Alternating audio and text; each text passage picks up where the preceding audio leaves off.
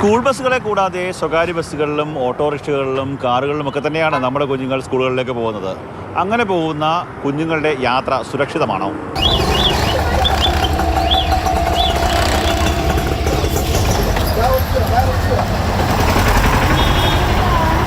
കൊല്ലം നഗരത്തിലെ സ്കൂളുകളിൽ കുട്ടികളെ എത്തിക്കുന്ന സ്വകാര്യ വാഹനങ്ങളിലായിരുന്നു ഞങ്ങളുടെ പരിശോധന.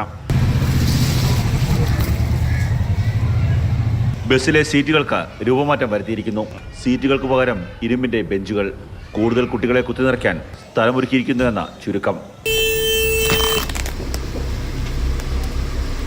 വൈകിട്ട് 3 മണിയോടെ ബസ്സുകൾ സ്കൂളുകൾക്ക് മുന്നിൽ നിരന്നു. കുട്ടികൾ നിരനിരയായി വാഹനത്തിലേക്ക്. അനധികൃതമായി സ്ഥാപിച്ച ബെഞ്ചുകളിൽ അവരെ ഡ്രൈവർമാർ ഇരുത്തി. സുരക്ഷിതമായി പിടിച്ചിരിക്കാനുള്ള സംവിധാനങ്ങൾ യാതൊന്നുമില്ല.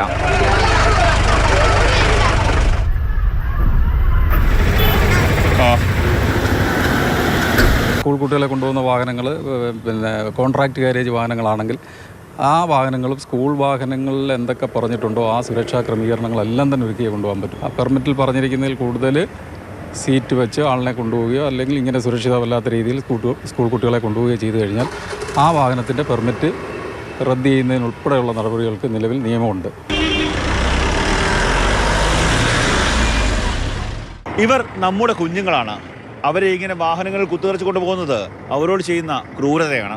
കുട്ടികളെ കുത്തിനിറച്ചാണ് മിക്ക വാഹനങ്ങളും സഞ്ചരിക്കുന്നത്. ഒരു ഓട്ടോറിക്ഷയിൽ കയറ്റിയിരിക്കുന്നത് 15ലധികം കുട്ടികളെ. പല വാഹനങ്ങളുടെയും വാതിലുകൾ അടച്ചിട്ടില്ല. ചെറു കുട്ടികളടക്കം സഞ്ചരിക്കുന്ന വാഹനങ്ങളിലാണ് ഈ അനാസ്ഥയെന്ന് ഓർക്കണം. കുട്ടികൾ പുറത്തേക്ക് തെറിച്ചു വീണാൽ വൻ ദുരന്തം ഉറപ്പ്. വ്യക്തമായ പെർമിറ്റ് ലംഘനമാണ് ഈ വാഹനങ്ങളിൽ നടക്കുന്നത്. എല്ലാ ഡ്രൈവർമാരും ഇത്തരത്തിൽ നിയമം ലംഘിക്കുന്നവരല്ല. എന്നാൽ അവരിൽ ചുരുക്കം ചില ആൾക്കാരെങ്കിലും നിയമലംഘനം നടത്തുന്നുണ്ട്. അവർക്കെതിരെ നടപടി സ്വീകരിക്കേണ്ടത് മോട്ടോർ വാഹന വകുപ്പാണ്. ക്യാമറമാൻ ഷനാസ് പരിദിനൊപ്പം കണ്ണൻ നായർ, മാതൃഭൂമി ന്യൂസ്, കൊല്ലം.